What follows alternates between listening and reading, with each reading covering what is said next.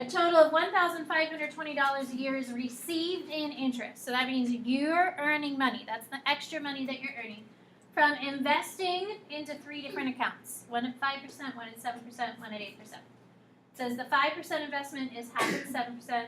The 7% investment is $1,500 less than the 8%. Find the amount in each investment. So essentially, we want to know how much money are you putting into X account, how much are you putting into Y, how much are you placing into Z. So I think when they teach word problems, they teach you to read it first all the way through, and then you're supposed to go back and start like piecing things together. So X would be the money at our 5%. Start with 5. The Y is going to be our money at 7, and Z would be the money at 8. So if you read the first 2 sentences a second time, $1,520 a year is received in interest from 3 investments at the rates of 5, 7, and 8%.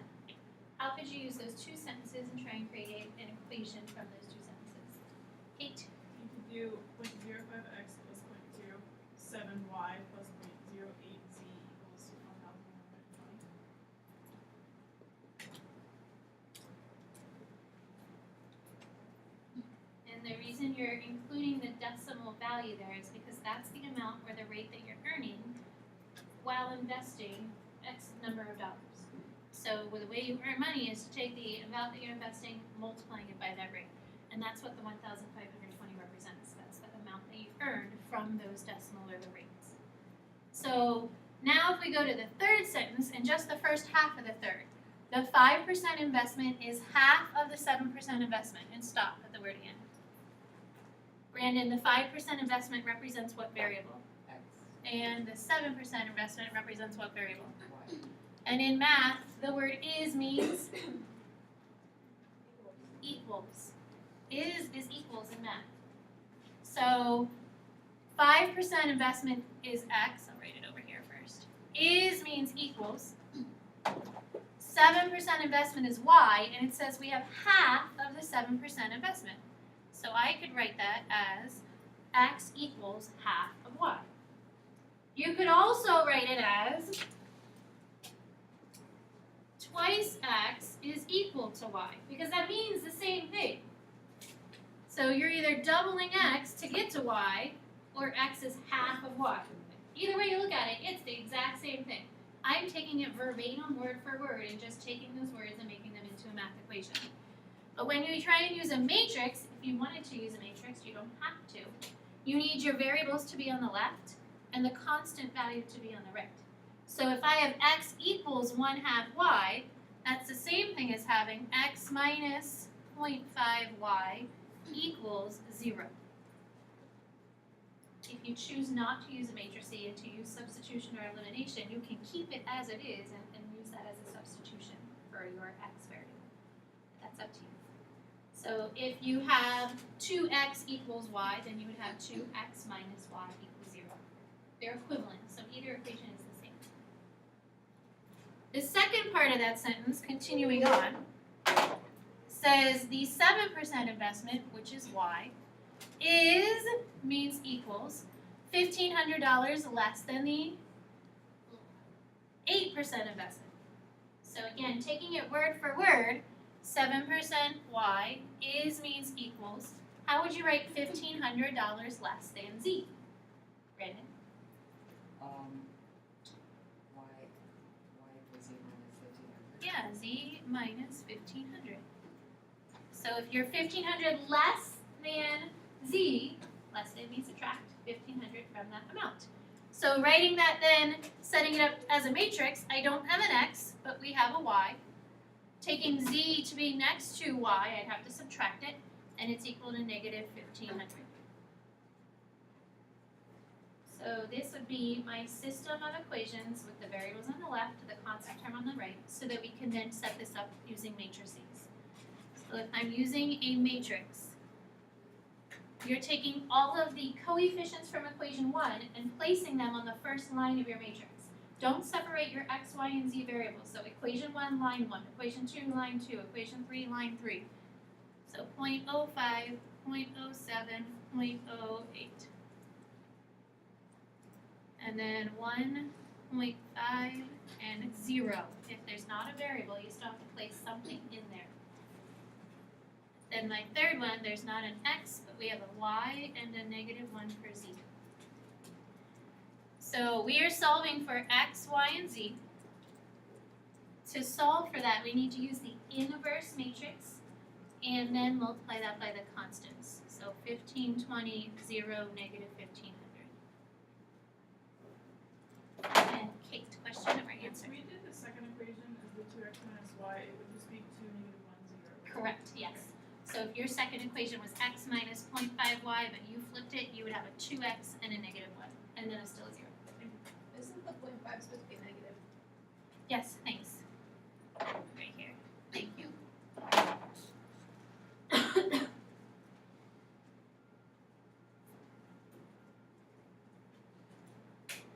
So if you place this in your calculator.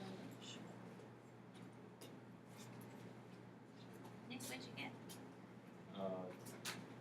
4,000 for x, 8,000 for y, and 9,500 for z. Nice job. And you use the 2 and the -1, right? Yeah.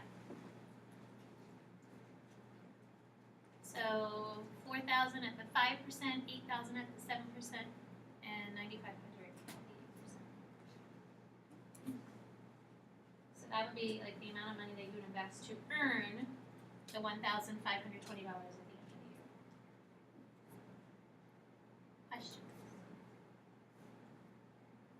Alright, so if you look at your number 85, because I know some of you did it but didn't quite get there. Others kind of stopped, got scared that it was a word problem. Happens sometimes.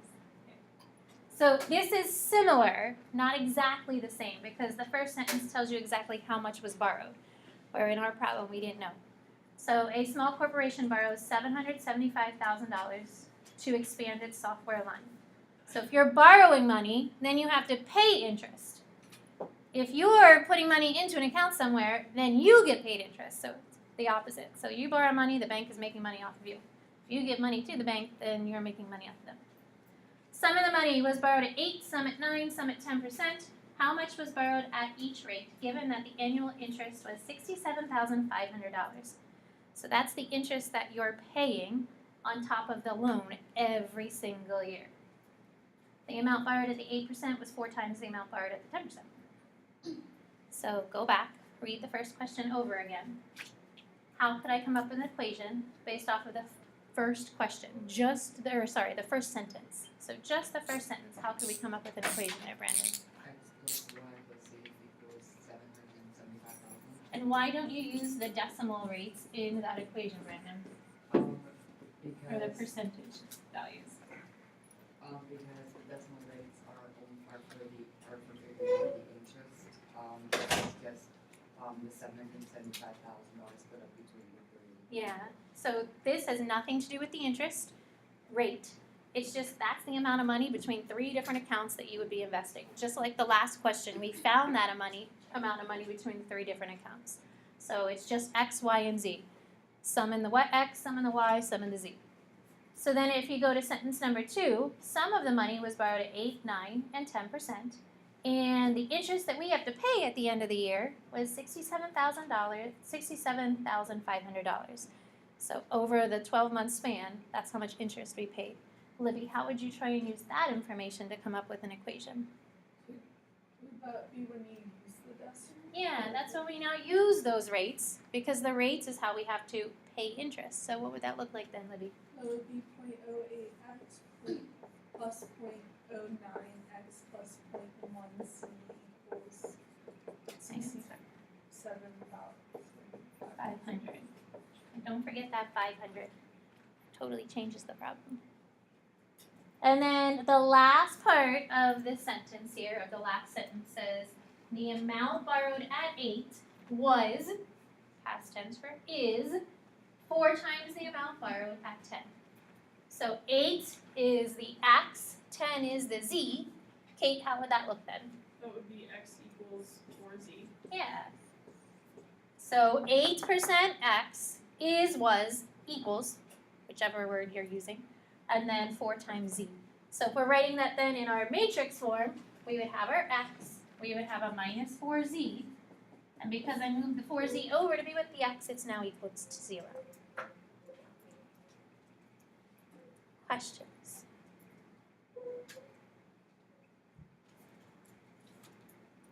Did you write it differently or you have this in? That's right. So then you would take this, plug it into a matrix, or use substitution and elimination. It works as well, just your personal preference. I'm not shaming you because you decide to use a matrix. It's okay. It's allowed. Questions on that one? So those solutions should have been 300,000 for the x, 400,000 for the y, and then 75,000 at the z. The least amount of money at the most interest. Makes sense. You don't want to pay a lot of extra interest, so you're going to invest the least amount in that place. But somebody probably still had to give you money. They had to beg, borrow, plead. All right, so I'd like you to look at number 40. Number 40 was the non-square matrix. And I want to show you how you can solve a non-square matrix and try and get the fraction out of the answer. Because if you did get through this problem, you probably had some nice fractions in the answer. When you're looking in the back of the book at the answers in the back of the book are always found by letting z equals a.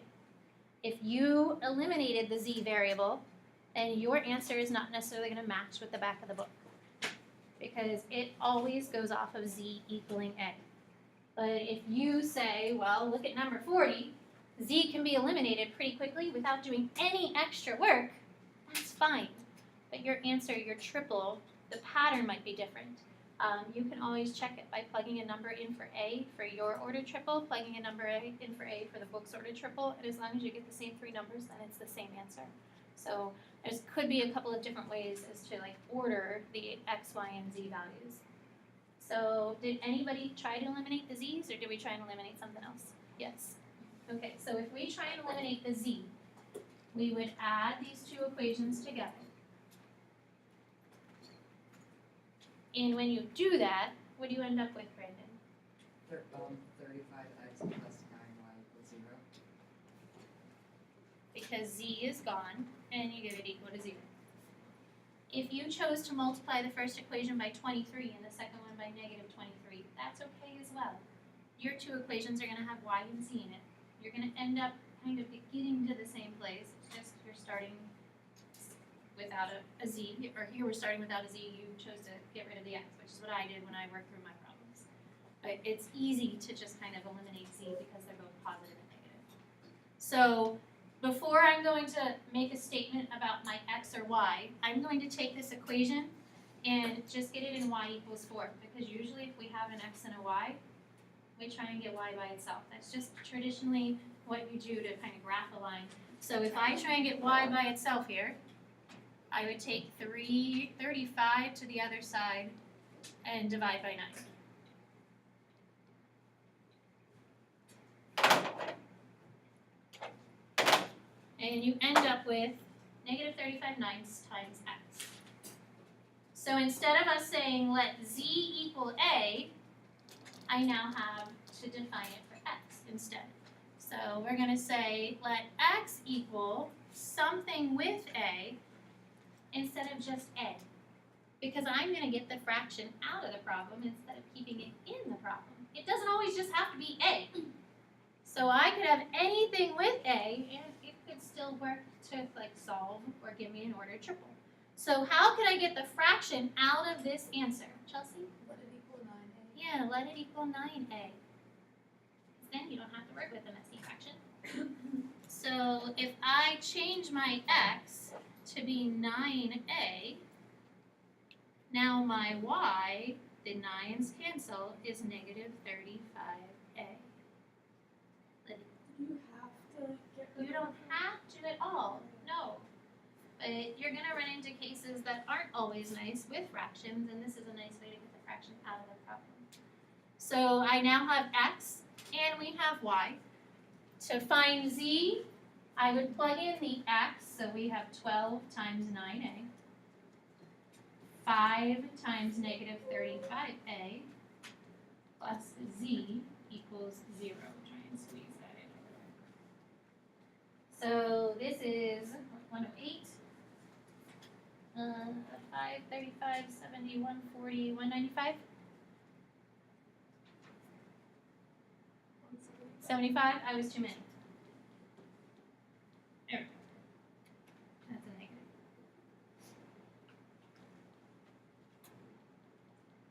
And you get z to be 67a. So if you look at your answers, and if you have them in fraction form, that's probably the numbers that you have in the numerator of your fraction. So you have those same numbers probably. It's just now mine are a little nicer. But it gives you the same answer. Except you have equal fractions. And now we have pretty numbers. Numbers can be pretty. Fractions are evil. But I don't think you guys think fractions are horrible anymore, right? Yeah, all the fractions we did. Questions on it? So Libby said, do you have to do that? No. But sometimes when you get a messy fraction, it makes it just a little easier to work with through the problem. Are there other questions? So I have a different assignment that we're going to do today that's compared to what's listed on your assignment sheet. And it's a review of Gaussian elimination.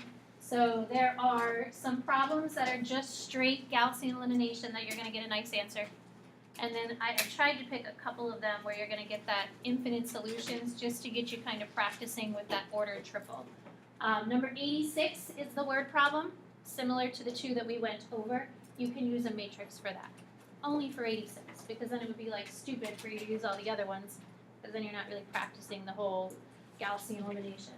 So you have 15 minutes, work with a partner, get some of these done, get these practiced. Next week we're going to do that partial fraction decomposition that I've been talking about, using Gaussian elimination to help us solve. So Gaussian elimination will be part of the partial fraction. And right now it's looking like we'll have a test on Friday. Next week. Questions? So grab a partner. I have 2 books that are open because there's 2 different pages. So make sure you take a picture of each page. I think you'll actually need 500 and 501. If you took a picture of it yesterday, you already have pages 500 and 501. So it would be 561 would be the other page that you need.